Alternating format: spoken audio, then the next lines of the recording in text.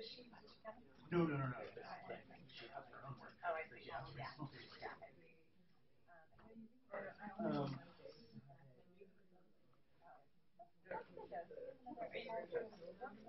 Yeah, tomorrow I'm seeing her. You want to do this during our? Also, Oh, he's the same person. He is. Yeah. Yes. That's cool. Yeah. And so.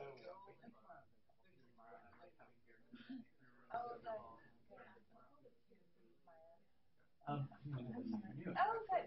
After Our beers. Oh, I'm having institutional beers with her. she's welcome to I join. will. Yeah. And I don't know what her timing is. Yeah. But she does. Yeah. Are you meeting her over at Noe Valley?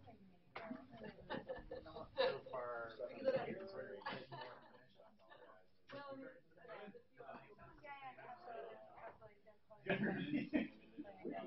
I live in Vernal Heights, which is Vernal Heights is like a neighborhood sort of in South End. So in fact, when Maya lives in her house, she lives in the street with Maya. She lives across from me, but she's right now living in her parents' house. But coincidentally.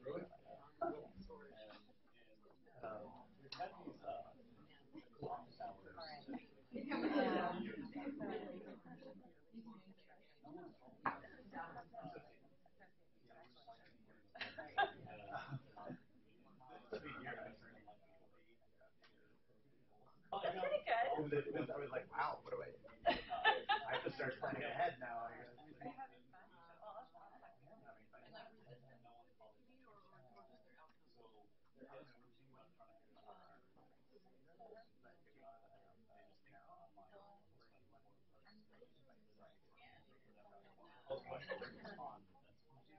I'm just really good at one.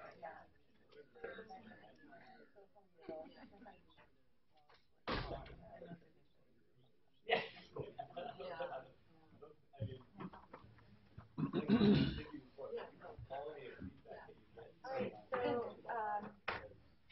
Welcome, everyone. Welcome, everyone. Thanks so much for coming. It's my pleasure to introduce Daniel Westreich, who's an associate professor at the University of North Carolina. And I think Daniel has, for years, basically, at SER, I've been seeing his research doing really cool kind of work thinking about how to quantify population health impact and moving us to a more applied perspective and translational perspective on what are often somewhat esoteric effect estimates. So I'm really delighted to hear this talk, and I think we have to kind of give our gratitude is owed to Mega, who's serving on Mega's committee, and Daniel for coming to give this talk at the same day as coming to Mega's committee meeting. So thank you both for making this happen, and with that. Thank you, and thank you so much for hosting me, Maria and Mega. So yeah, I want to talk to you today about an idea or a framework that I'm calling causal impact, and I'll explain what I mean by that in a little while and how I view it as being slightly different than causal inference, which is a dominant mode of thinking within epidemiology. Before I start, I wanted to make some acknowledgments. I have no conflicts of interest to declare, but I'm funded by a couple of NIH grants, which are listed. I work closely with a lot of really outstanding scientists, some, but not all of whom are listed there. But I take responsibility for the errors in what follows, and don't let it reflect on them. So as an overview, I want to talk a bit about HIV, smoking, and pregnancy loss as a motivating example for the work that follows. I'm then going to have a little discussion on conceptual differences between thinking about effects of exposures and effects of population interventions. And then I will return to the example motivated by that discursion, and then I will discourse again. There's a very discursive talk, actually, and then I'll conclude with a few thoughts. So the motivation for the substantive question begins as follows. HIV in the United States is more common in men than women, but it's still the case that about a quarter of those living with HIV in the United States are women. And overall, worldwide, there are about equal numbers of men and women living with HIV. Fertility intentions are high among a lot of HIV-positive women in the United States and elsewhere. Among U.S. women, the two studies that I've been able to locate found fertility intentions as high as 60% among women living with HIV. And in fact, fertility intentions and indeed pregnancy rates are just as high or higher in sub-Saharan Africa, where there's an even larger population of HIV-positive women as well. And this is a particularly apt example for San Francisco, because there's such good work here going on with HIV-positive conception around safe conception for serodiscordant or HIV-positive couples. Shout out to Deb Cohen, among other people. We know that women with low CD4 counts, who are immunosuppressed and who are not taking antiretroviral therapy are less likely to become pregnant. But beyond this, not that much is known about the etiology of conception among HIV-positive women and what challenges they face.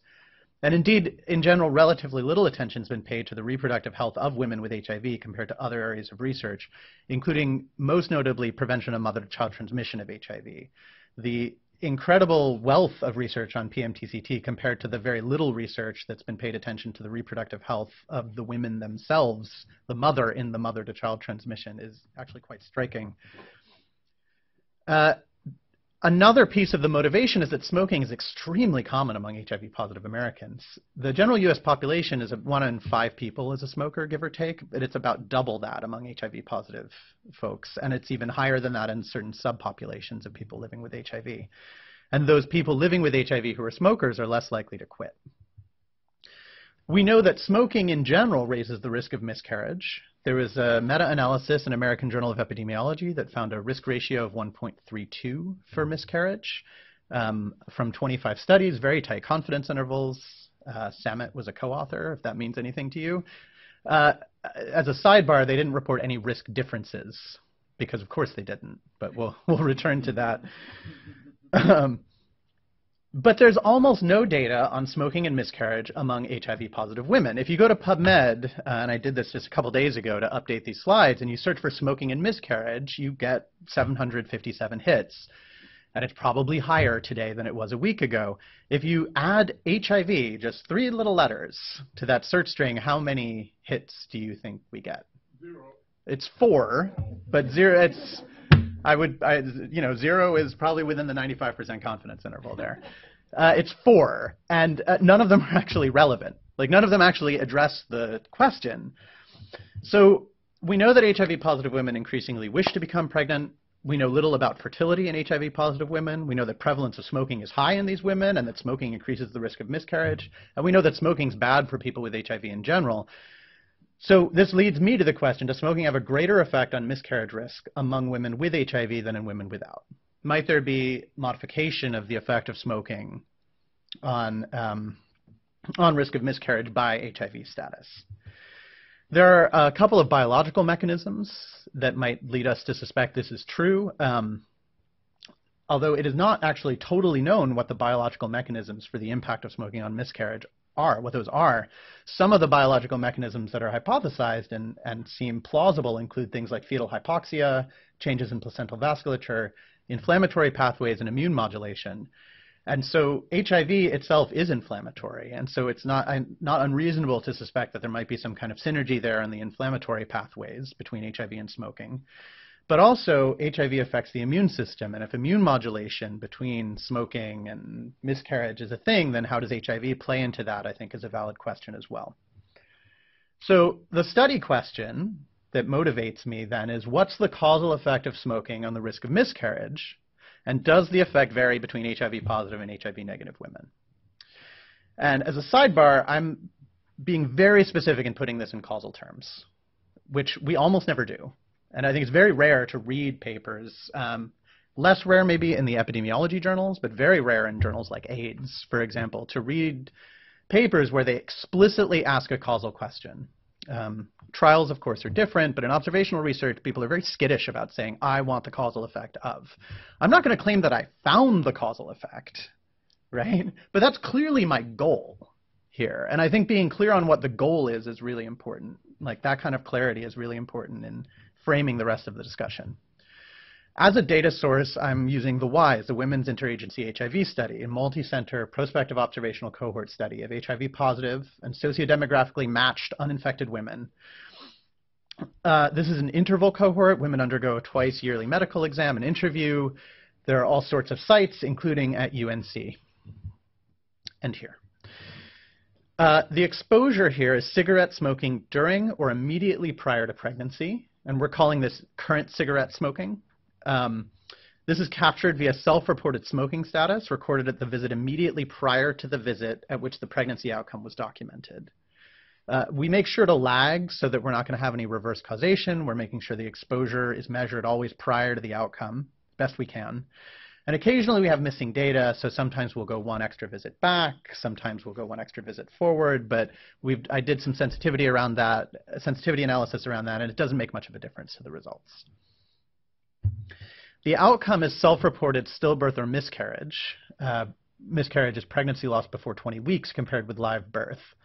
This I'm calling broadly pregnancy loss. It's almost all miscarriage. I think there were a total of 8 reported stillbirths out of the 1,000 or so outcomes that got studied in this setting. Not 1,000 miscarriage outcomes, but of the 1,000 pregnancies, there was something on the order of less than 10 stillbirths.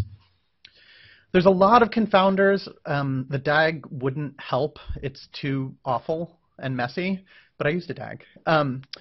We included things like age and race and employment status, income, body mass index, so sort of the standard ones. Also of interest here were potential confounding by depression, by recent use of intravenous drugs, recent use of marijuana and alcohol.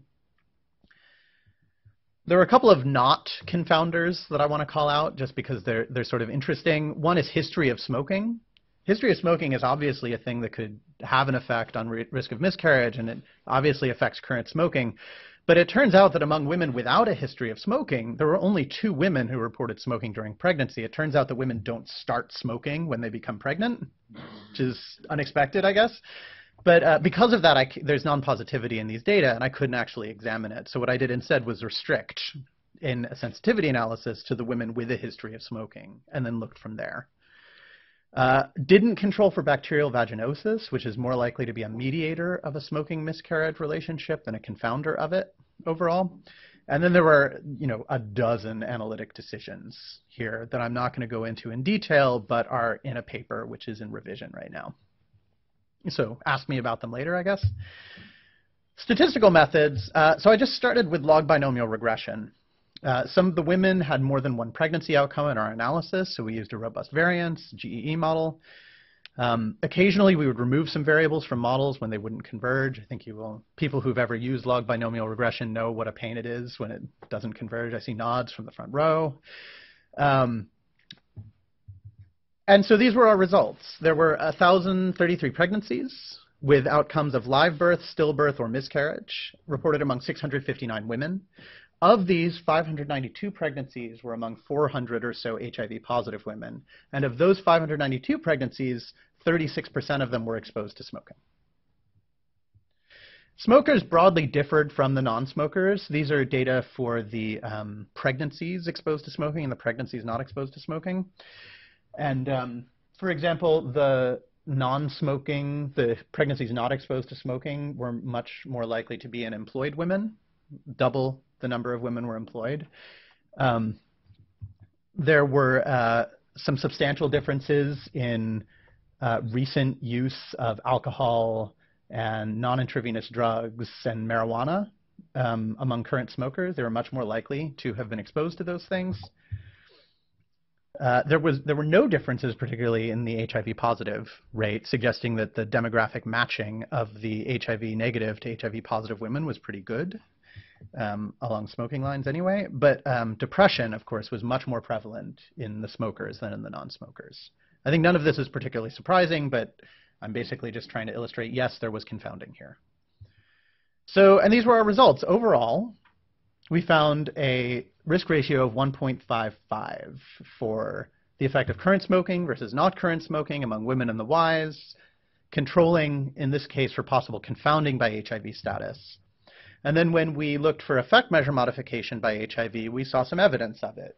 In HIV-negative women, the risk ratio was 1.31, And in HIV positive women, the risk ratio is 1.74.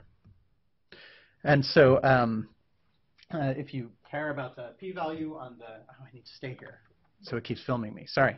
If you care about the p-value on the interaction term, it's plausible. Like, I think there's a decent case to be made that there's some kind of interaction there on the ratio scale. Also, delightfully, the adjusted risk ratio among HIV negative women is almost exactly what the meta-analysis came up with. Right? I found a 1.31, that meta-analysis found a 1.32. So even though this was a little bit, this was not a sort of general population of women who are HIV negative, you know, they were demographically matched in various ways to the HIV positive women, it still seems like it echoes that meta-analysis in various ways. So I found that comforting.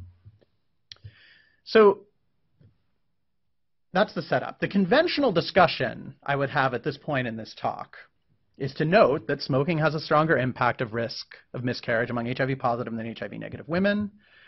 I would note the strengths of the Ys. I would note some limitations here.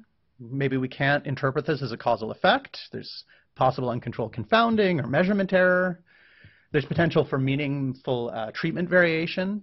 Current smoking is a very broad category that doesn't look at dose, right? That was a very broad category. That's all the information that I could find that was available, but it's a broad category. But that is not the discussion I want to have. I want to have the discussion about what I actually estimated here.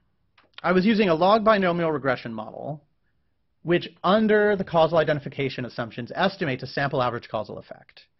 So what does that mean? That means I made a contrast between two counterfactual exposure distributions, namely all exposed and none exposed.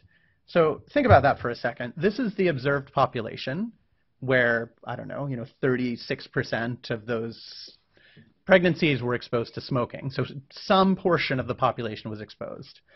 And the sample average causal effect is asking, what if everyone was exposed? What if no one was exposed? That's what it's asking. It's asking it in a covariate conditional way rather than in a sort of marginal standardized way. But that's still the basic question that we're addressing here. So I asked, if all of these women were smokers, what would their risk be? And if all of these women were non-smokers, what would their risk be?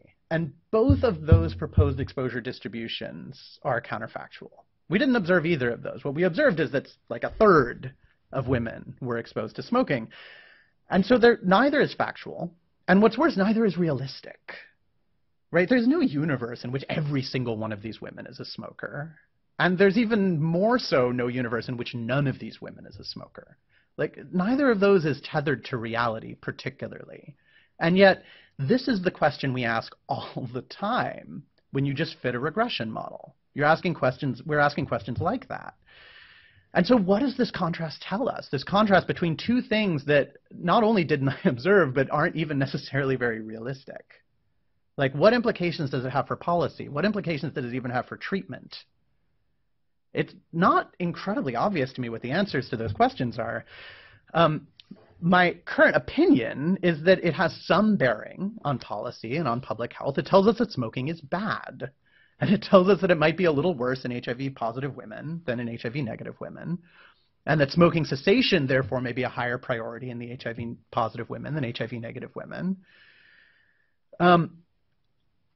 And I think that it's reasonable to think that this contrast tells us something about the effect of smoking on individuals in this population. It is not an individual causal effect for lots of reasons. But I think it's reasonable to think of it as a prior on the individual causal effect from a Bayesian standpoint. I think it's reasonable to think that if you were going to bet about the effect of smoking on an individual in this population, you would make more money if you used this information than if you pretended this information didn't exist. Right? I think that's a reasonable interpretation. I'm totally open to being told why that's wrong, but that's as far as I can get on how is this information useful. I think of this as an exposure effect. This is some guess at the effect of an exposure on a typical individual in this population. And I want to contrast this with population intervention effects. This is a thing that was coined by Hubbard and van der Laan across the bridge in 2005. And the basic idea of a population intervention effect is that we could contrast, instead of contrasting these two counterfactual exposure distributions, let's contrast the observed exposure distribution, the factual distribution, with a more realistic counterfactual. preferably one that corresponds to a realistic intervention. So what does that look like? So we left off here, where the first thing is the population with 35% exposure, 36% exposure. B is the sample average causal effect. And now we're going to contrast what we observed, the risk under the observed exposure distribution, to, I don't know, say, what if we were to remove all of that exposure? That is the comparison behind the population attributable fraction, right? Which asks, if we were to move all the exposure here, how many of the cases would we prevent? I don't want to think of it only as a fraction. I want to think of it as a contrast or an effect, because the fraction is on a particular scale. I'm more interested in this conceptual difference, this conceptual contrast between the left circle, which is what we observed, and the right circle, which is counterfactual. So the population attributable contrast or the population attributable effect is just that. It's more realistic in that we're not imagining that all women become smokers, but it's still flawed because we can't remove all the smoking. Like, our best smoking cessation interventions are not 100% effective. They're not even close to 100% effective. So this fails a little bit on the more realistic intervention test. But I think this can be interpreted as a bounding condition for the perfect intervention, right? This is, if we were to go to this population, we were to intervene on everybody who needed an intervention, this is how good we could possibly do, is the difference between that left circle and the right one. More realistic than that is the generalized intervention contrast, which is the risk under the observed exposure compared to the risk under some exposure removed. And the population attributable contrast is just a special case of this, where instead of some, we mean all. And so how much exposure are we going to remove? Well, here you can answer that question by invoking a realistic and hopefully empirically tested intervention. You can model. Our best smoking cessation intervention is this effective. Let's model how much change we'd make if we were actually able to do that intervention. So now we're starting to develop a taxonomy, right? At the top we have the population, and then we have exposure contrasts, which are shown in B, and then we have some interventional contrasts, which I'm going to argue are more immediately useful for policy making or decision making.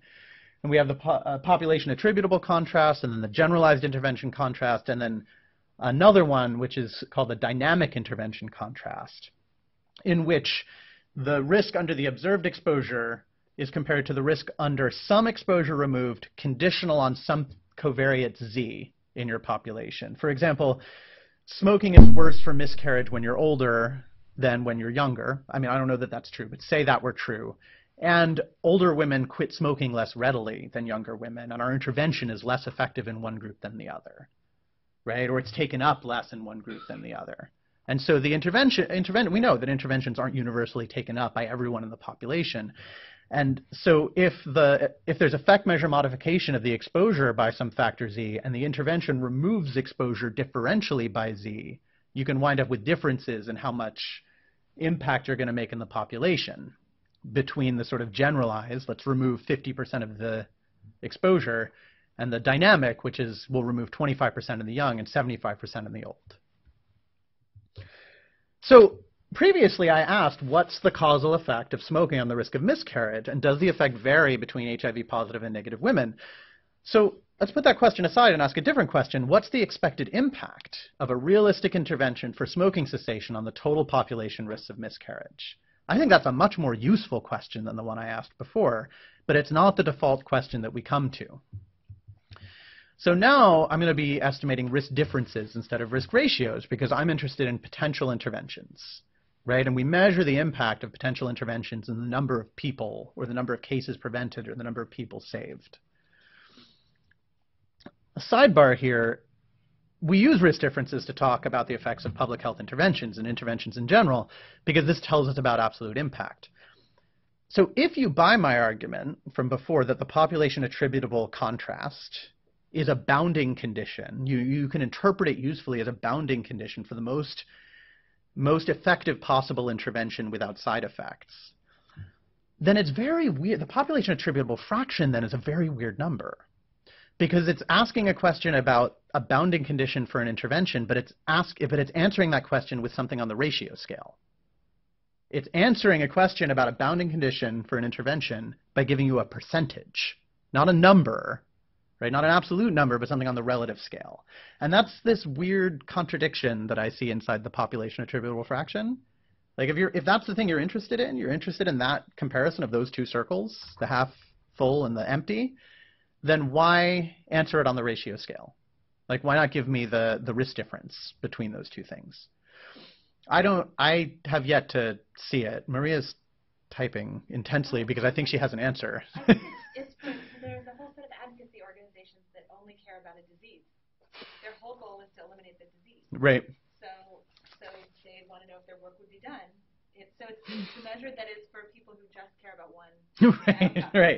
Right. That's a good answer. I think as public health professionals, we don't only care about one thing. But yes, okay, I want to talk to you more about that. But I just think there's this interesting contradiction between, if you believe that interpretation of the population attributable contrast, then why are you answering it in fractional form? So I'm going to estimate risk differences. I'm going to do that with a parametric G formula because that's a conceptually very clear approach for simulating the impact of realistic interventions in data. I don't know who knows the parametric G formula in this room, but I'm going to teach it to you in one slide. So the short story on the G formula is, given a DAG, and you all know DAGs, I assume, model every arrow into it sequentially in time order. And by doing so, estimate the joint likelihood of your observed data. And now that you have that information, in particular, to put it in more concrete terms, now that you have the beta coefficients from all of those models, just simulate the underlying data generating process under different hypothetical interventions. So what you're essentially doing is running a simulation study within your own cohort data, or your own trial data, for that matter. And while you're running that simulation study, you're intervening to set the exposures to things you want them set to. And so if you want to know everyone exposed versus no one exposed, then in one simulation you set everybody to exposed. And in the other simulation you set everybody to unexposed. And so by doing so, you can estimate any quantity, right? Anything you can do with another model, you can do if you've completely described the joint likelihood of your data and you're just simulating it forward. That enormous flexibility comes at the cost of parametric assumptions, a lot of them, and also really intensive computer runtime, oftentimes. But this is a point, it's been argued, Miguel Hernan has a paper from, I think, 2014 in HAE where he says this explicitly, where really math and simulation modeling meets causal inference methods, and the two of them sort of shake hands. Which is interesting because I think the worlds of micro-simulation models are often thought to be sort of on the opposite end from the causal inference world. The math modelers often don't talk to the causal inference people at all, but this is actually a place where they can talk a lot. So there's something there that's interesting.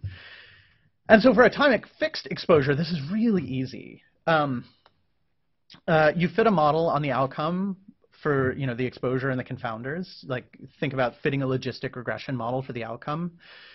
Use the beta coefficients from that fit model to predict outcomes for each individual under their observed exposure. And then you go and alter everyone's exposure to what it would be under your proposed intervention. Maybe that's everyone's unexposed, or maybe that's everyone has an equal chance of, if you're exposed, there's a 25% chance you quit.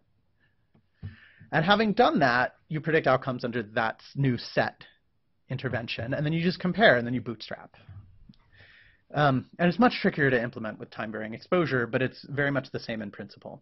I list a couple of sources there for learning about this, and in particular, I would recommend Maya Peterson's article from JADES in 2006, which I think has a title involving marginal structural models, which talks exactly through this process. It's a really lovely, clear paper if it's a thing you're interested in learning more about in a time-fixed setting.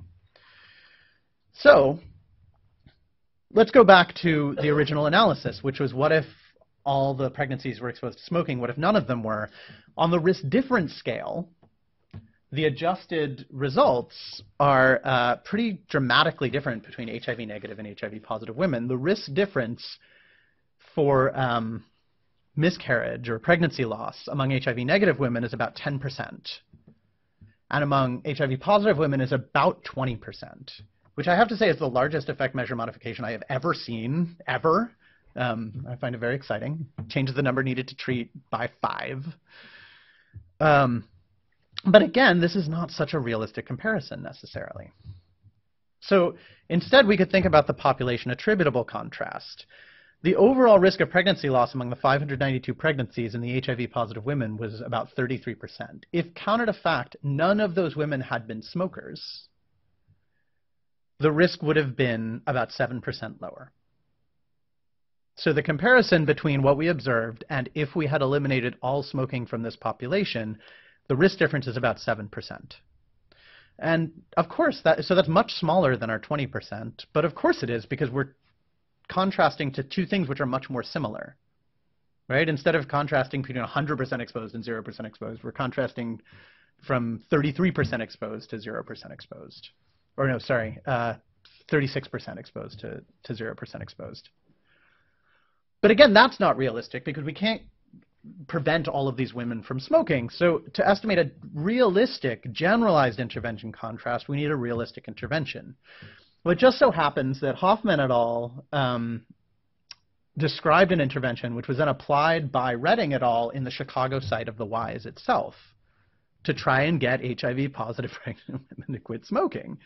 Or maybe it was just HIV-positive women and it wasn't the pregnant women. But in any case, in that particular intervention, they found a 14% quit rate.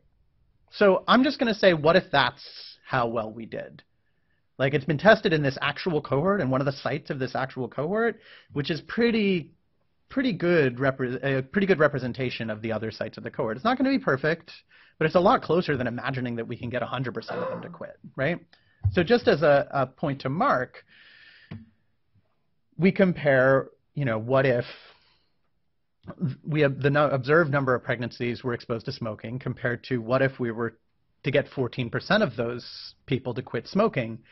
In that case, we see a total population risk difference of 1%,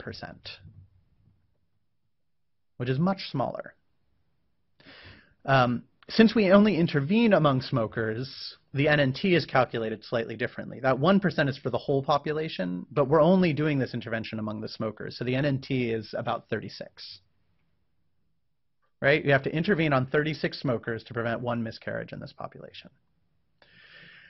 So I would argue that that NNT of 36 is vastly more useful to cost-effectiveness analysis than that risk ratio of 1.7 something that I reported at the beginning, at minute 15 of this talk. This is the thing that I think you could just plug into most cost-effectiveness analyses. Well, how many people do we have to treat? How much does this thing cost? How many people do we have to treat? How much good does it do? Like, that is the cost-effectiveness analysis. And now one of those parameters is estimated. Nowhere in those three parameters is what was the risk ratio if we imagine that all the women, right? It's not that that original risk ratio is totally useless. It gets used all the time in cost-effectiveness analyses. I just think this is more useful. And there were a bunch of assumptions that I had to make to get from that 1.7 to this NNT of 36. And I would much rather that epidemiologists with access to the full cohort data were making those assumptions and articulating them clearly than that the health policy cost-effectiveness modeler who doesn't have access to any of those internals is just making some assumptions that are not quite as articulated quite as clearly around the same things and may not know the limitations of the data in the same way.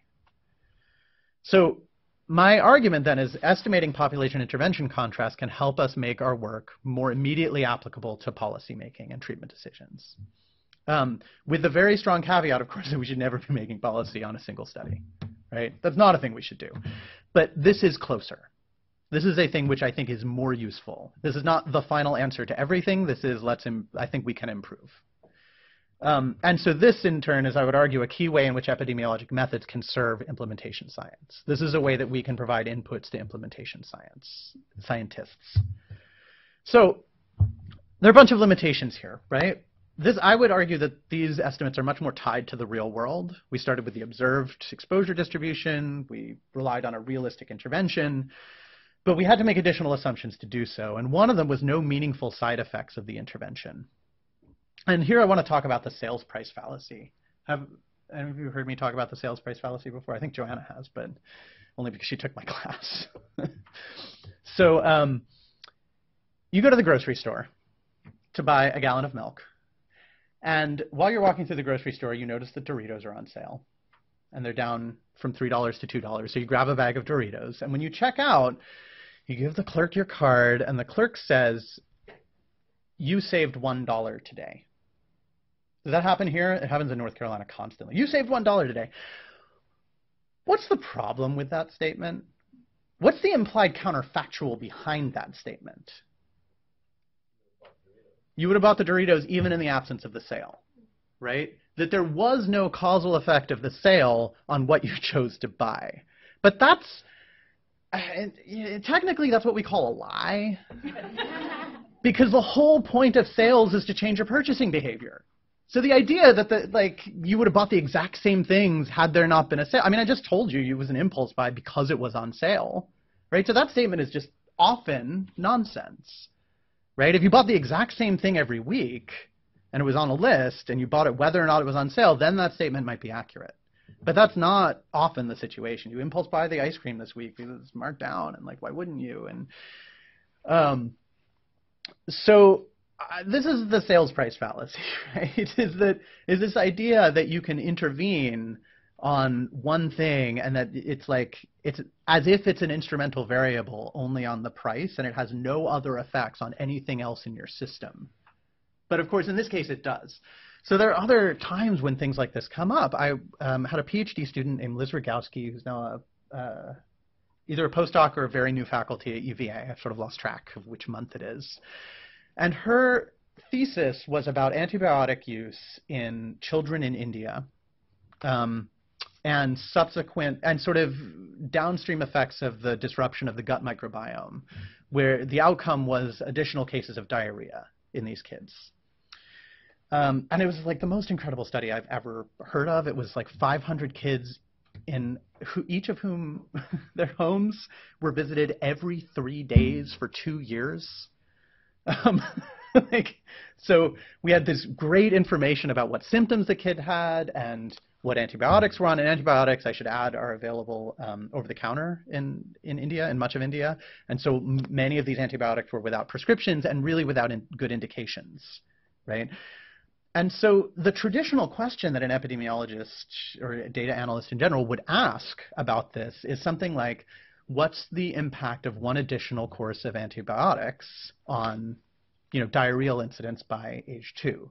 If you give a kid an extra course of antibiotics, or, any antibiotics versus no antibiotics or something like that. But some of those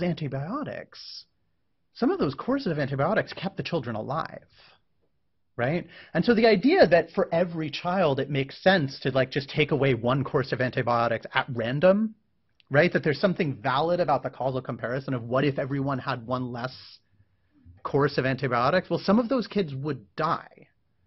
And so whatever you're getting out of that model is not telling you anything tethered to reality, because you're sort of ignoring that there's this hidden, invisible competing risk in there. You're not observing these deaths because you're treating them properly. So then what's the comparison that even makes sense to make, right? In this case, we have this beautiful data, and so we knew a large number of these courses of antibiotics had no indications, right? They were prescribed, the kid had a first episode of diarrhea that was not bloody and so had no indications for antibiotic use, and then it was treated with antibiotics. And so we were then able to ask the question, what if we contrast what happened to a counterfactual where all the unnecessary antibiotics had been removed, all the unnecessary use had been removed, and how many cases of how many prescriptions or unnecessary uses of antibiotics does it take to prevent one case of diarrhea down the road, right? That's a thing that you could actually do that, right? You can't just remove one antibiotic from all the kids, but you can try and cut down on the unnecessary use. So that's a much more realistic intervention, is a much more realistic contrast. But I think we only start to see that when we start thinking about what's the actual intervention we do. Not just what's the effect of the exposure of antibiotics, but what is the intervention you would do to reduce antibiotic use? What maps even possibly to the real world? And then what impact might that have? So this is the argument, I think, for thinking in terms of these interventions rather than in terms of exposure strictly. I think they're both valuable, but I think they're both valuable. So there's another consideration here that's worth noting. We were only thinking about stopping smoking in the sort of visit before the pregnancy outcome. That's a very last-minute intervention, and you could easily imagine that it doesn't have an effect. In someone who's been smoking for 10 years, it doesn't matter that they quit 6 months before they got pregnant or before they had a pregnancy. But it actually turns out that among smokers, people who stop smoking only 1 to 2 visits in front of the outcome, you find the same thing. Like, there's actually reason to believe that this particular intervention, where women who have stated pregnancy intention or just found out to be pregnant, if you get them to quit smoking then, you might actually have a significant impact, at least in those women. So more broadly then, I think when epidemiologists and biostatisticians talk about causal inference, we usually mean only internal validity, and we usually mean only exposure effects. This is not true of everybody at all. But I think broadly, these things are a little bit synonymous. The causal inference is a little bit over-synonymous with the stuff you get for free in a well-conducted, double-blind, randomized trial with no loss to follow-up under an ITT. Right? It's not everyone does this, but there's a little bit too much of that, I think. And I would like to think about an alternative model, a framework which we described in American Journal of Public Health recently, which we call causal impact, where we think first about internal validity, but then about external validity, and then about these population intervention impacts. And so I've already talked sort of extensively about the difference between 1 and 3. I want to now talk briefly about the difference between 1 and 2. So a trial, or a well-conducted observational study, is usually going to identify an internally valid average causal effect, which is valid in the study sample. But it's actually very rare that we're interested in the study sample for its own sake. And yet, and this is almost always true in traditional randomized trials, you randomize 1,000 people, you're never interested only in those 1,000 people. And in fact, you usually have promised the IRB explicitly that you're not only interested in those 1,000 people. Some IRBs actually have explicit language about creating generalized knowledge. And it's funny to reflect on how you promise to create generalized knowledge and then you don't examine the generalizability of your knowledge. It's very rare for people to describe the target population in detail. It's extremely rare to read a trial that says explicitly, our target population was all women in this country between the ages of 25 and 40, say, right? And so what's left is like this target, this implicit target that's maybe like the superpopulation of table 1 or something, right? What's implied is something like either the study sample is the target, which again is almost never true, or that it's like the superpopulation from which table 1 is a simple random sample, something like that. All of this changes in a pragmatic trial setting. I just want to put that off to the side. I'm sort of talking about 1,000-person traditional randomized trials at this point. And so if the target population differs systematically from the study sample, which it very frequently does, because trials often have very strict inclusion and exclusion criteria, then the average causal effect estimated from the study sample may not generalize or transport unconditionally. If the intervention is more effective in women than men, and our study oversampled men, then the thing you found in the study is just not going to be the same thing as you'd find in the target for the whole population. Like, it's just a standardization question. It's just weighted averages, right? Just as an example, if the causal effect of the treatment on the outcome is a risk difference of 10% in HIV-negative women and 20% in HIV-positive women, and our study is 50% HIV-positive, but our target population is only 10% HIV-positive, then the total the average causal effect in those two populations is going to be different. And sometimes that really matters. There's very little formal quantitative attention paid to external validity in the literature. There's been some nice work since 2008. Miguel has a nice paper in 2008. Weisberg et al. And then Frangakis has a nice comment in Clinical Trials in 2009, where he says a lot of things, not all of which I'm going to read, but that underlined sentence is, RCT results are useful only if we can calibrate the results to predict treatment efficacy in the target population of interest. Steve Cole and Liz Stewart have a nice paper in 2010 about using inverse probability weights to generalize from a study to a target. And Perla and Barenboim lately have written a number of papers thinking about causal diagram-based methods for identification of externally valid causal effects. And Keating and Lewis have a thing in JRSSA as well, sort of trying to speak to the trialists as well as to the epidemiologists. And so this is the overall framework then, is that I think when we're presented with a question, we should think about the internal validity. Of course we should, but we shouldn't stop there. We should at least think about what the target population is and move to the target population, and maybe even stop thinking about the difference between internal validity and external validity and just think about target validity. Because causal effects are only well-defined if you have a well-defined target population. If you can't tell me who your target is, then I don't think you're done telling me what your causal effect is. And if you agree with that, then the only validity that matters is the validity with respect to that target. And this distinction between internal and external validity becomes less essential, maybe. And then move on, if it's appropriate, to ask population intervention questions. So the work that I'm doing at UNC and our group is doing at UNC involves some work on statistical methods, work to do inverse probability weighted and G-formula methods for the estimation of externally valid and population intervention approach. There's a little bit of work going on in the group on semi-Bayesian approaches to that. And then we're also trying to apply this framework to other questions. Just as an example, if you wanted to know the impact of exercise and weight loss on risk of heart attack among HIV patients, a thing you could do is start by identifying a collection of exercise interventions which have been validated in HIV-positive people. Like there's a first step. And then you could model the potential impact of each of those interventions that you identified in that previous step and transport those impact estimates to some specific external target population. And then you could look at the cost effectiveness of each intervention that was identified in one, given its impact that you modeled in two. If you did all of those things, you would be in a pretty good position to say, our best guess as to the thing we should do as policy is this one. You'd certainly be a lot closer than if you just looked at, if you lose 5 points of BMI, what happens? Right? If everyone lost 5 points of BMI versus everyone didn't.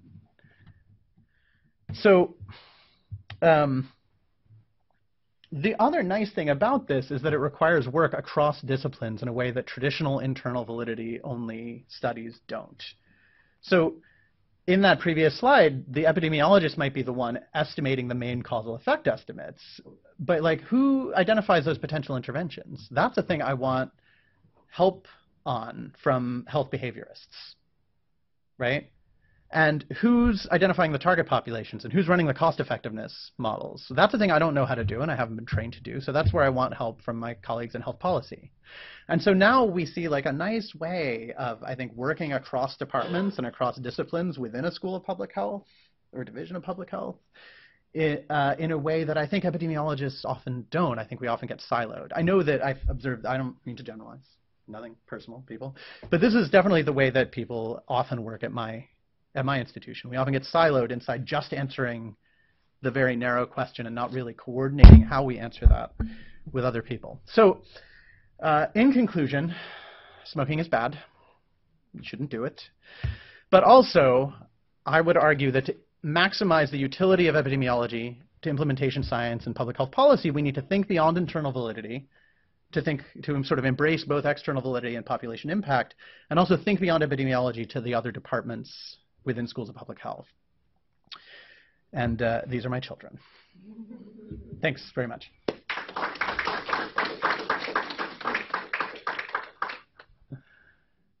So we have some time for questions. Hey. Could you talk a bit more about how you interpret the number needed to treat in coming from the generalized intervention context? I'm having a hard time wrapping my head around it. Yeah, so I don't think that there's a. I should stay here, right? So I keep getting videoed. Okay, you can talk. They can hear you. All right, but it's video. It's going to video an empty space. So I don't know. Hello, internet. There's not a good general answer to that question, right? It's very substantive specific. And it depends exactly what the intervention is. So in this case, the intervention is smoking cessation, which is not a thing we do to non-smoking people, right? And that actually makes this not such a public health example and a little bit more of a clinical example.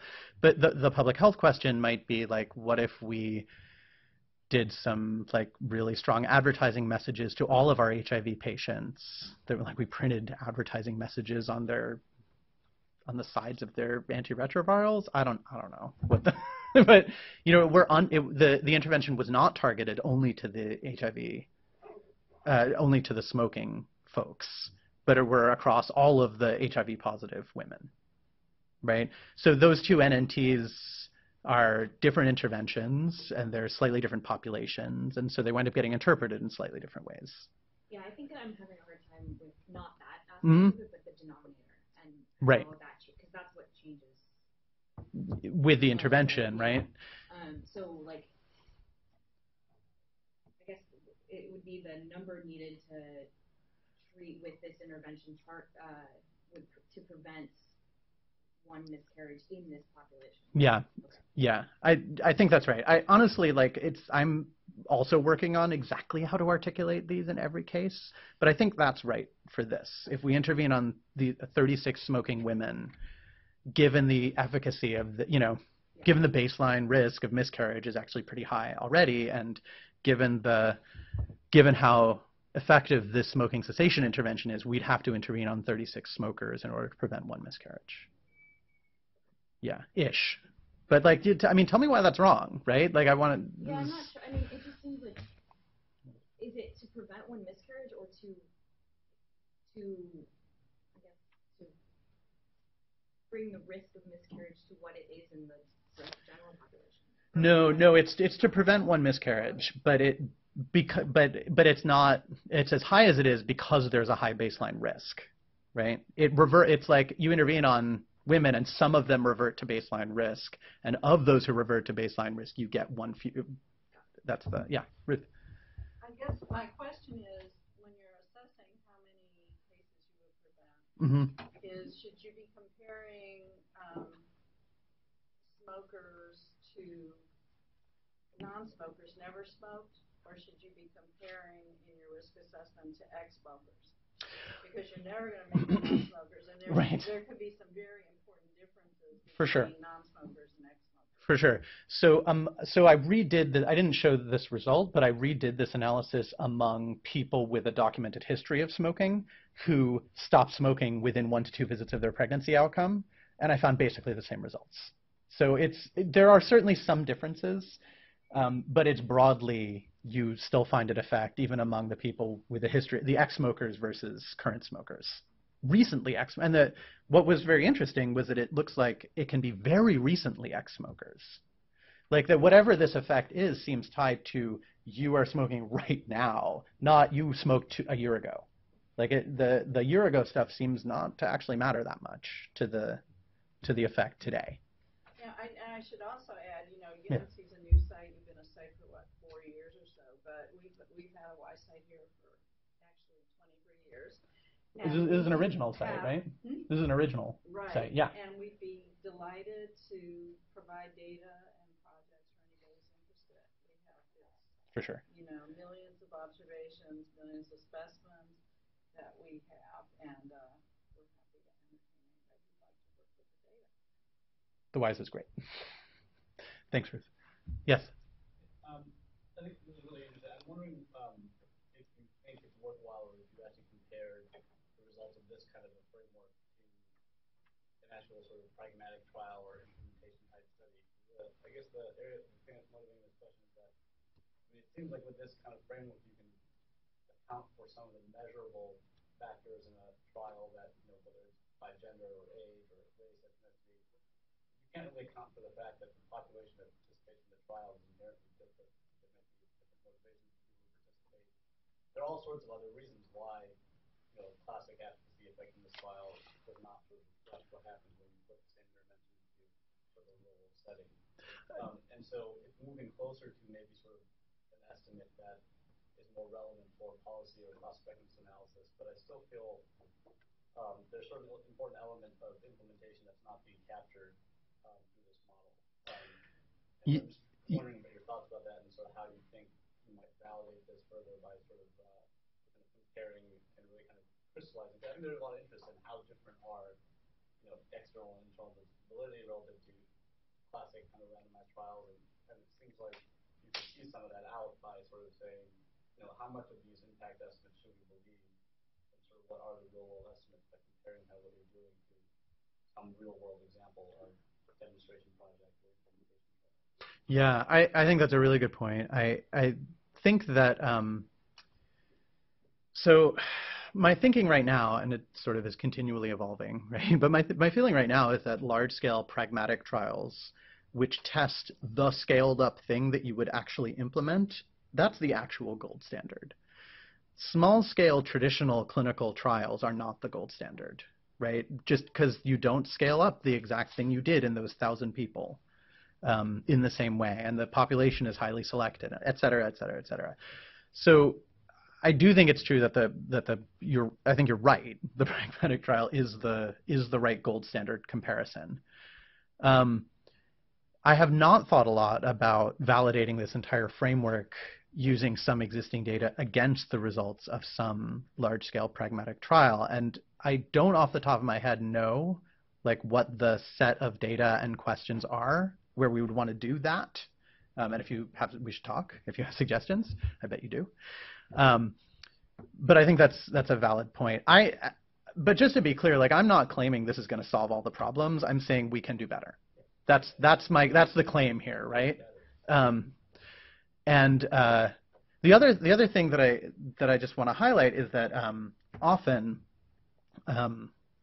the math modeling community will study, explore. They'll do math models or microsimulation models of what if we did this intervention in a population, like that. Around are people familiar with the issue around Depo and HIV acquisition, which is now the subject of a huge Gates-funded clinical trial, randomized trial, like to the tune of $70 million. It's some just insanely large trial. I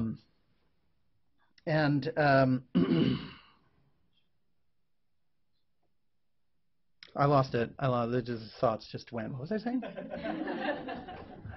Need more caffeine, apparently. Yeah.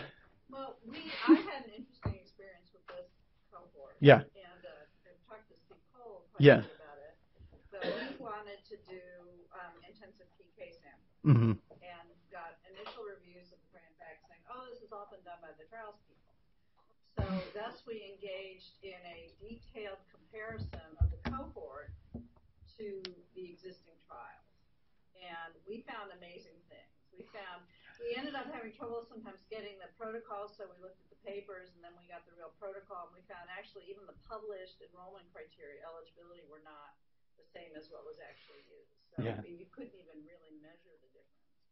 But there were tremendous differences between the trials populations and the WISE group in terms of comorbidities, in terms of even these unmeasurable factors that exist in trials, which is investigator judgment that this would be a good subject. Right. You can't even assess the impact of the difference there. Right.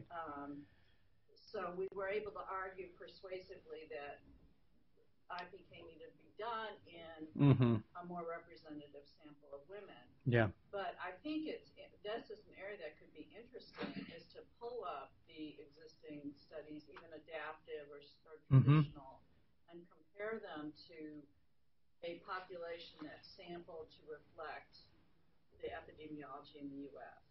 Yeah. And sorry, now I remembered what the thing was I was going to say. Thank you. Which is that often the simulation studies that look at the intervention impact, often they're operating from like a remove from the actual internals of the study data.